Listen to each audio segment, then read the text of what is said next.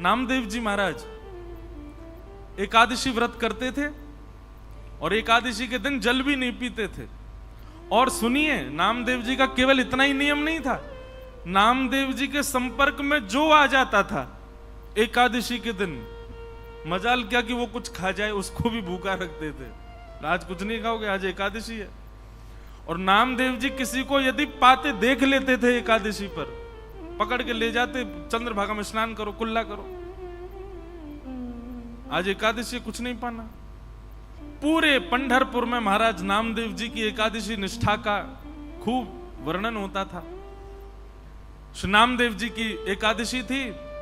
पंडरीनाथ भगवान एक ब्राह्मण विप्र का रूप धारण करके नामदेव जी के घर पहुंच गए। महाराज ठाकुर जी जैसी एक्टिंग दुनिया में कोई नहीं कर सकता। एक दीनहीन से ब्राह्मण बनकर के पहुंचे और नामदेव जी के द्वार पर जाकर के ऐसे गिरे। नामदेव जी ने जैसे देखा, अरे कोई विप्र ब्राह्मण आया है, दौड़ करके गए, दौड़ करके उठाया, हाथ पांव कांप रहे हैं, ठाकुर जी के वृद्ध सा रूप धारण करके आए हैं।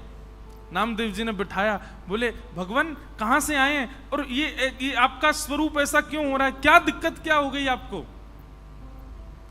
ठाकुर जी बोले बहुत दिन से भूखे हैं हम, भोजन प्रसाद कुछ पाया नहीं है। अरे भैया हमने सुना तुम बहुत बड़े वैष्णव हो, आपके घर पे कुछ बना होगा, हमें पवा दो। नामदेव जी बोले वो तो ठीक है, पर आज तो एकादशी है, आज कैसे पवा दूं? ब्राह्मण देवता बोले आपत्ति कालीन मर्यादा नास्ती, आपत्ति काल में मर्यादा नहीं देखी जाती। भाई तुम्हारे सामने किसी के प्राण निकल रहे हैं और उसमें तुम ये देखोगे एकादशी और ये वो है। बोले वो ठीक है, मैं आपको दूध पिला दूंगा, मैं आपको फल खिला दूंगा, लेकिन अन्न तो नहीं खिला सकता।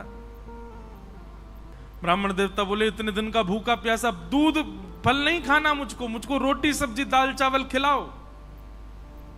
नामदेव जी बोले क्षमा करें भगवान, आज एकादशी है, द्वादशी हो जाने तो फिर पवा दूंगा। ठाकुर जी तो और ज्यादा कांपने लगे और कहने लगे, बोले अगर तुमने मुझे नहीं खिलाया तो मेरे प्राण निकल जाएंगे, मेरे प्राण निकल रहे हैं, अरे देखो देखो मेरे प्राण निकल रहे हैं। नामदेव जी बोले तो फिर अच्छी बात है, एकादशी के दिन प्राण निकलेंगे तो वैकुंठ जाओगे सीधे, लेकिन अन्न तो नहीं खिलाऊंगा। महाराज ठाकुर जी कहने लगे कैसे व्यक्ति हो तुम, अरे मेरे प्राण निकले जा रहे हैं, आसपास खड़े लोगों से इसको समझाओ मुझे भूख लगी है, मुझे कुछ पवा दे। आसपास के लोग बोले आप हमारे घर चलो, ये तो ऐसा ही है, किसी को खुद भी एकादशी करता है, दूसरों को भी नहीं खाने देता, इससे छुप छुप के खाना पड़ता हम लोगों को, आप हमारे घर चलो हम खिला देंगे। नामदेव जी बोले अब मेरे सामने आप आ गए, अब मैं जाने नहीं दूंगा, क्योंकि मुझे पता आप जाके खाओगे और मेरा ये नियम है कि मैं एकादशी पे किसी को नहीं खाने देता, बैठे रहो। भगवान फल खा लीजिए, दूध पी लीजिए, आपसे प्रार्थना, पर अन्न नहीं खाना, आज एकादशी है। ठाकुर जी ने चरम रूप धारण किया और महाराज बिल्कुल ऐसे हो गए, बस प्राण निकल ही रहे, गला पकड़ने लगे, कांपने लगे, शरीर पूरा कंपायमान होने लगा। आसपास के लोग नामदेव जी को सुनाने लगे, अरे नामा वो प्राण त्याग देगा भाई। बोले कोई बात नहीं, वैकुंठ जाएंगे, और मैंने रोका तो नहीं है, फल खा लें, दूध पी लें, अन्न नहीं खाने दूंगा। और ठाकुर जी ने ऐसी स्थिति कर दी महाराज की नामदेव जी के आगे उस विप्र रूप को प्राण त्याग ही दिए। शरीर ठंडा पड़ गया, सांसें रुक गई, नब्ज काम करना बंद, प्राण निकल गए। सब लोग राम राम राम कहने लगे, अरे ऐसी एकादशी काय बात की नामा, तेरे घर पर आकर, तेरी दहली पर आकर के एक ब्राह्मण ने प्राण त्याग दिया। नामदेव जी के नेत्र सजल हो गए।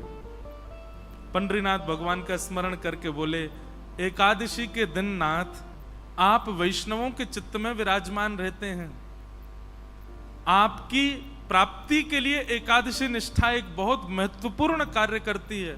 मैंने उसकी रक्षा के लिए इनको अन्न नहीं खिलाया, पर हैं तो ये ब्राह्मणी, हैं तो एक दीनहीनी, मेरी वजह से इनके प्राण निकले हैं, तो ठीक है इनके अंतिम संस्कार हम करेंगे और अंतिम संस्कार में मैं अपने परिवार सहित प्राण त्याग दूंगा, मैं भी उस चिता में बैठ जाऊंगा, क्योंकि मेरी वजह से इनके प्राण गए।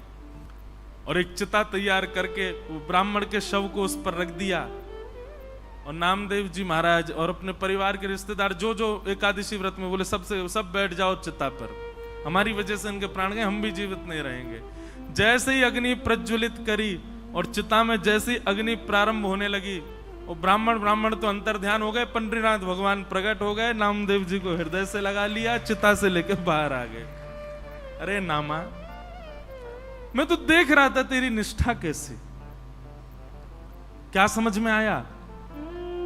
एकादशी व्रत से ठाकुर जी प्रसन्न नहीं है, आपके व्रत में निष्ठा कितनी है, आपके व्रत में प्रसन्नता कितनी है, आपके व्रत में उत्सुकता कितनी है, उससे ठाकुर जी प्रसन्न होते हैं।